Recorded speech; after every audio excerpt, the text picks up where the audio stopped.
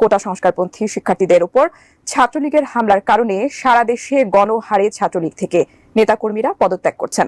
শিক্ষার্থীদের উপর ছাত্রলীগের হামলার ঘটনাকে কেন্দ্র করে ঢাকা বিশ্ববিদ্যালয় ছাত্রলীগের নেতাকর্মীদের মধ্যে পদত্যাগের হিড়িক পড়েছে। এটা কোন ধরনের কথা? বঙ্গবন্ধু শেখ মুজিবুর রহমান বলেছিলেন, মানুষের যখন পতন আসে তখন তারা পদে পদে ভুল করতে থাকে। আমি মোহাম্মদ শিপন মিয়া, সহসভাপতি বিজয় একাত্তর হল ছাত্রলীগ, ঢাকা বিশ্ববিদ্যালয়।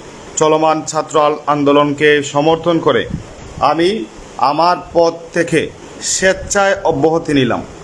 এবার ছাত্রলীগ থেকে একের পর এক সকলেই পদত্যাগ করছে। বড় একা হয়ে গিয়েছে ছাত্রলীগ সভাপতি ক্ষমা চেয়ে যা বলেছে এবং ছাত্রলীগ থেকে কেন সরে গিয়েছে এবং ছাত্রলীগের ভয়ঙ্কর গোপন সকল তথ্য ফাঁস করে গিয়েছে এই ছাত্রলীগ নেতা। আসুন কথা না বাড়িয়ে তার গুরুত্বপূর্ণ কথাগুলি আমরা এই ভিডিওতে শুনে আসি, তাই লাইক করে শেষ পর্যন্ত দেখুন। সারা দেশে কোটা সংস্কারের দাবিতে আন্দোলন তীব্র থেকে তীব্রতর হচ্ছে।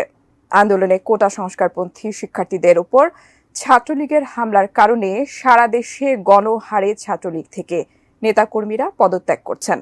এদিকে আন্দোলনের সাথে সংহতি প্রকাশ করে কুমিল্লায় শিক্ষার্থীরা পরীক্ষা বর্জন করেছেন। বিস্তারিত দেখুন ইমতিয়াজ আলমের রিপোর্টে। কোটা সংস্কার আন্দোলনকারী বিভিন্ন শিক্ষা প্রতিষ্ঠানের শিক্ষার্থীদের উপর ছাত্রলীগের হামলার প্রতিবাদে সারা দেশের বিভিন্ন ইউনিটের ছাত্রলীগের শিক্ষার্থীদের উপর ছাত্রলীগের হামলার ঘটনাকে কেন্দ্র করে ঢাকা বিশ্ববিদ্যালয় ছাত্রলীগের নেতাকর্মীদের মধ্যে পদত্যাগের হিড়িক পড়েছে। হামলার ঘটনাকে নৃশংস উল্লেখ করে পদত্যাগ করা শুরু করেছেন সংগঠনটির নেতারা। পদত্যাগকারী শিক্ষার্থীরা দাবি করছেন, যেই ছাত্র সংগঠন সাধারণ শিক্ষার্থীদের উপর বর্বরোচিত হামলা চালায়, নারী শিক্ষার্থীদের উপর নৃশংস হামলা করে, তারা সুস্থ মস্তিষ্কের কেউ নয়, তাদের সঙ্গে সম্পর্ক রাখা অনুচিত।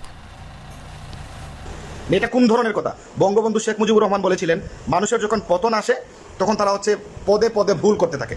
আমি মোহাম্মদ শিপন মিয়া, সাবেক সহসভাপতি বিজয় একাত্তর হল ছাত্রলীগ, ঢাকা বিশ্ববিদ্যালয়। কেন সাবেক বললাম? এটা ইতিমধ্যে আমি আমার অবস্থান পরিষ্কার করেছি। আমি চলমান ছাত্র আন্দোলনকে সমর্থন করে, এই যৌক্তিক কোটা সংস্কার আন্দোলনকে সমর্থন করে এবং যারা কোটা সংস্কারের এই যৌক্তিক আন্দোলনের বিপক্ষে, তাদের পক্ষে থাকা আমার পক্ষে সম্ভব নয় বিধায় আমি আমার পদ থেকে স্বেচ্ছায় অব্যাহতি নিলাম। আমি জানি 50 লক্ষ নেতাকর্মীর বাংলাদেশ ছাত্রলীগ আমার মতো একটা ক্ষুদ্র পিপিলিকাকে হারিয়ে কোনো সমস্যায় তারা পড়বে না, কিন্তু আমি আমার জায়গা থেকে এর চেয়ে বেশি কিছু করার সামর্থ্য আমার নেই। আমি জীবনে আমার দলের সাথে আমি বেইমানি করি নাই, আমি ছাত্রলীগের সাথে জীবনে বেইমানি করি না। অনেকে মনে করতে পারে যে আমি মনে হয় সুযোগের সন্ধান এখন চেঞ্জ করতেছি। না, আমি আমার দলকে প্রচণ্ড ভালোবাসতাম। আমি আপনাদেরকে একটা তথ্য দিয়ে রাখি। আপনারা ছাত্রলীগের শিপন, মানে ছাত্রলীগের শিপনকে আমি ফটোশুটে বিশ্বাস করি না, আমি মন থেকে ভালোবাসতাম, ত্যাগ স্বীকার করেছি ছাত্রলীগের জন্য। কিন্তু আজকে আক্ষেপ করে বলতে হয়, আমি প্রধানমন্ত্রীকে যথেষ্ট শ্রদ্ধা করি এবং এখন পর্যন্ত শ্রদ্ধা করি, কিন্তু তিনি যে কথাটা বলেছেন সেটা কোনোভাবেই কাম্য নয়। আমি জাতির শ্রেষ্ঠ সন্তান হিসেবে, ঢাকা বিশ্ববিদ্যালয়ের শিক্ষার্থী হিসেবে অন্ততপক্ষে আমার এই বিষয়টাতে সায় দেওয়া উচিত নয় মনে করেছি। আমি মনে করেছি পিএম যে বলেছেন তার পিওনের 400 কোটি টাকার মতো আছে। হুয়েভার, পৃথিবীর এমন কোনো পিএম দেখাতে পারবেন যার পিওনের 400 কোটি 500 কোটি টাকা থাকে? ইম্পসিবল ভাই। অনেকে হয়তো চাকরির প্রিলিতে ঠিকছেন, অনেকে রিটেনে ঠিকছেন, অনেকে ভাইবা দিবেন, যার কারণ ন্যায় কথাটা মুখে আসছে কিন্তু মুখে আসছে না। মুখে এসে গেলেও আপনারা হয়তো প্রকাশ করতে পারছেন না, কিন্তু আমার এই ধরনের কোনো টেনশন নাই। আমি ওই সময়ে কথা বলেছি, এই সময় বলেছি। জানেন আমার অনার্সের রেজাল্ট হচ্ছে 3.57। আমি টপারদের মধ্যে ছিলাম, 4-5 জনের মধ্যে একজন ছিলাম। কিন্তু মাস্টার্সে আমি শিক্ষকের শখজ খাইছি, হুদাই শখজ খাইছি শিক্ষকের, কারণ শিক্ষকের চুদুরবুদুর আমি জানতাম। আমি শখজ খাইছি, আমার 3.29। কত নামায় দিছে আমারে, কি হয়েছে? আমি তো মরে যাই নাই। অন্যায়ের বিরুদ্ধে প্রতিবাদ করে শেখ মুজিবুর রহমান জীবনের 14 বছরের বেশি সময় তিনি জেলখানার অন্ধকার প্রকোষ্ঠে কাটিয়েছিলেন।